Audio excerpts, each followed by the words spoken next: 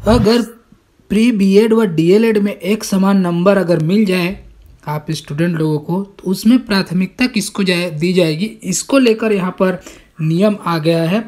तो अब ये लेटेस्ट अपडेट आपको बताया जाएगा कि अगर दो स्टूडेंट के नंबर एक साथ अगर समान आ जाते हैं तो उस स्थिति में किसको प्राथमिकता दी जाएगी, ये आपको बताया जाएगा। उसके बाद डीएलएड पूरक परीक्षा को लेकर यहाँ पर नोटिफिकेशन आ चुका है कि कब तक उसका फॉर्म भर सकते हैं, इसको लेकर। और जेईई मेन को लेकर यहाँ पर न्यूज है, और इंजीनियरिंग एंड फार्मेसी में अभी एडमिशन चल रहे हैं उसको लेकर यहाँ पर खबर है। मेडिकल काउंसलिंग को लेकर यहाँ इंपॉर्टेंट न्यूज है। तो नमस्कार दोस्तों, मैं हूँ आपका दोस्त राम वर्मा और स्वागत है आपका CG education news YouTube channel पर। अगर आप इस चैनल पर पहली बार आए तो चैनल को सब्सक्राइब करके बेल आइकन बटन दबाना ना भूलिए, क्योंकि यहाँ पर आपको इसी तरह की नोटिफिकेशन लगातार मिलती रहेगी। तो चलिए फटाफट शुरू करते हैं। जॉइंट सीट एलोकेशन अथॉरिटी जोसा ने आईआईटी व एनआईटी सिस्टम में एडमिशन के लिए काउंसलिंग शेड्यूल और बिजनेस रूल्स जारी कर दिए हैं। वही multiple student same rank rule से इस साल छात्रों को अधिक फायदा मिलेगा। जेईई मेन में इस साल टाई ब्रेकर के नियम में उम्र का क्राइटेरिया हटा दिया गया है। ऐसे में टाई होने पर एडमिशन को लेकर असमंजस की स्थिति बढ़ रही थी। बिजनेस रूल्स में मल्टीपल स्टूडेंट सेम रैंक के तहत अगर किसी संस्था की आखिरी सीट पर दो उम्मीदवार आवेदन करते हैं और दोनों के बीच टाई है तो संबंधित संस्थान को सुपर न्यूमेररी सीट का प्रावधान करके दोनों को ही एडमिशन देना तय किया गया है। अधिक उम्र वाले छात्र को एडमिशन देने का प्रावधान हटा देने के कारण इस साल अधिक छात्रों के बीच टाई होने की संभावना है। वही जोसा काउंसलिंग की रजिस्ट्रेशन प्रक्रिया 16 अक्टूबर से शुरू होनी है।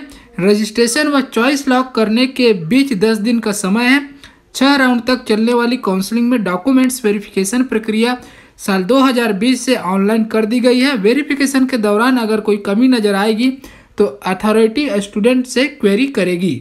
सभी विद्यार्थियों को उनकी रैंक के मुताबिक भरी हुई कॉलेज सीट आवंटन में सबसे पहला सीट अलॉटमेंट ऊपर रैंक पर ही होना है। ऊपर रैंक पर सीट नहीं मिलने पर कैटेगरी रैंक के अनुसार कॉलेज सीट आवंटन की जाएगी। इस प्रकार कैटेगरी वाले विद्यार्थियों को ओपन एवं कैटेगरी दोनों में से सीट रैंक अनुसार मिलेगी। 10वीं 12वीं की अंक तालिका, कैटेगरी सर्टिफिकेट, कैंसिल चेक की photocopy, medical certificate, JEE main advance का प्रवेश पत्र स्कैन कर अपलोड करने होंगे। मॉक राउंड 1 का परिणाम 22 अक्टूबर और मॉक राउंड 2 का परिणाम 24 अक्टूबर को जारी होगा। पहले राउंड के सीट आवंटन का परिणाम 27 अक्टूबर को जारी होगा। ऑनलाइन रिपोर्टिंग, डॉक्यूमेंट्स वेरिफिकेशन और रिस्पॉन्ड टू क्वेरी के लिए 27 से 30 अक्टूबर तक का समय दिया जाएगा। अगर कोई स्टूडेंट सीट विड्रॉल करवाना चाहता है तो उसके पास 5वें राउंड तक इस प्रक्रिया को पूरी करने का अवसर होगा। अंतिम राउंड में प्रवेश के बाद यहां विकल्प नहीं रहेगा।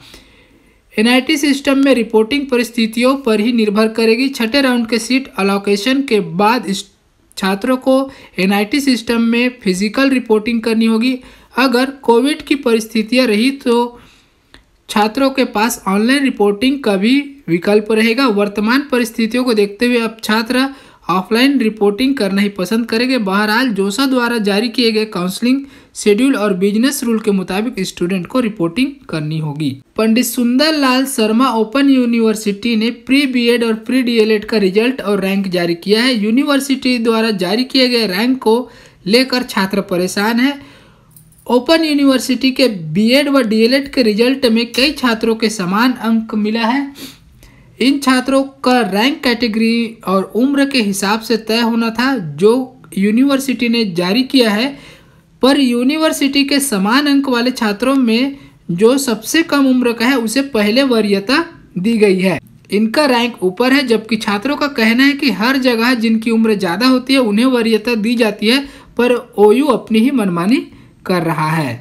ओपन यूनिवर्सिटी के परीक्षा नियंत्रक टीएस ठाकुर ने कहा कि रिजल्ट सही जारी हुआ है, जो सबसे कम उम्र का है उसे मौका दिया गया है, यही नियम है। बीएड के विभागाध्यक्ष डॉक्टर बीना सिंह ने कहा कि यह हमारे यूनिवर्सिटी का नियम है जिसमें कम उम्र वाले को वरीयता दी जाती है। अब इसमें विशेषज्ञ का क्या कहना है, देखिए साफ साफ कह रहे हैं कि ये नियम गलत है। सेंट्रल यूनिवर्सिटी के पूर्व कुलपति डॉक्टर एम SK खोखर ने बताया कि प्रवेश और नौकरी में भी समान अंक पर उम्र के हिसाब से ज्यादा आयु वाले को मौका दिया जाता है, यही नियम है। शिक्षा सत्र 2021-22 के तहत इंजीनियरिंग में दाखिले के लिए आवंटन लिस्ट जारी की गई है। गवर्नमेंट इंजीनियरिंग कॉलेज की सभी सीटें बांटी गई है, जबकि प्राइवेट कॉलेज की अधिकांश सीटें खाली रह गई है। इंजीनियरिंग की 11,381 सीटों में से 3818 सीटें बांटी गई है, जबकि फार्मेसी की 5,933 सीट में से 4,667 सीटें बांटी गई है। जिन छात्रों को सीटें मिली है उन्हें 20 अक्टूबर तक एडमिशन लेना होगा। 21 अक्टूबर को पता चलेगा कि बांटी गई सीटों में से कितने छात्रों ने प्रवेश लिया है।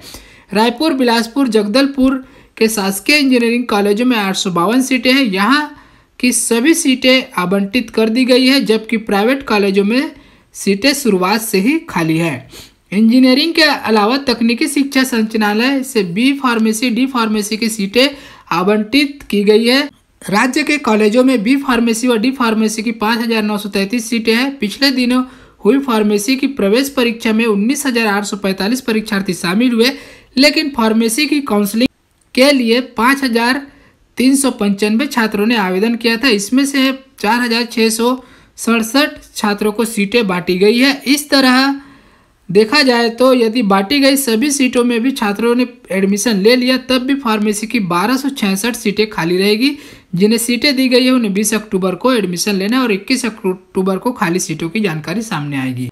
डीएलएड पूरक व अवसर परीक्षा के लिए आवेदन प्रक्रिया शुरू हो चुकी है। डीएलएड प्रथम व द्वितीय वर्ष के छात्र 30 अक्टूबर तक आवेदन कर सकते हैं। माध्यमिक शिक्षा मंडल से इस संबंध में सूचना जारी की गई है। 30 अक्टूबर के बाद विलंब शुल्क के साथ 8 अक्टूबर तक फॉर्म भरे जा सकते हैं।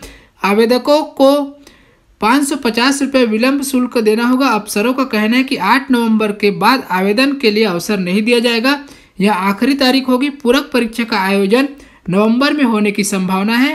प्रदेश के मेडिकल कॉलेजों में यूजी और पीजी कक्षा में प्रवेश के लिए होने वाली ऑनलाइन काउंसलिंग के लिए चिकित्सा शिक्षा विभाग छत्तीसगढ़ इन्फोटेक प्रमोशन सोसाइटी यानी चिप्स के साथ करार करने जा रहा है।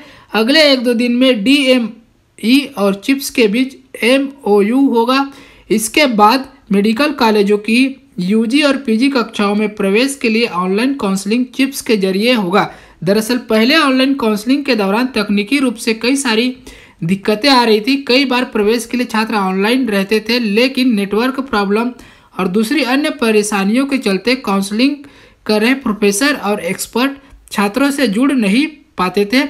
इस तरह की कोई भी तकनीकी दिक्कत ना आए, इसके लिए चिप्स ऑनलाइन काउंसलिंग का अपना एडवांस सेटअप उपलब्ध कराएगा। माना जा रहा है कि चिप्स के सिविल लाइंस स्थित मुख्यालय से ही ऑनलाइन काउंसलिंग प्रक्रिया होगी। तो ये था दोस्तों छत्तीसगढ़ के शिक्षा से जुड़ी हुई तमाम खबरें। ये खबरें आपको कैसी लगी? अच्छी लगी तो लाइक कीजिए और ऐसे ही लेटेस्ट अपडेट के लिए चैनल को सब्सक्राइब कीजिए। धन्यवाद, मिलते हैं अगले वीडियो में।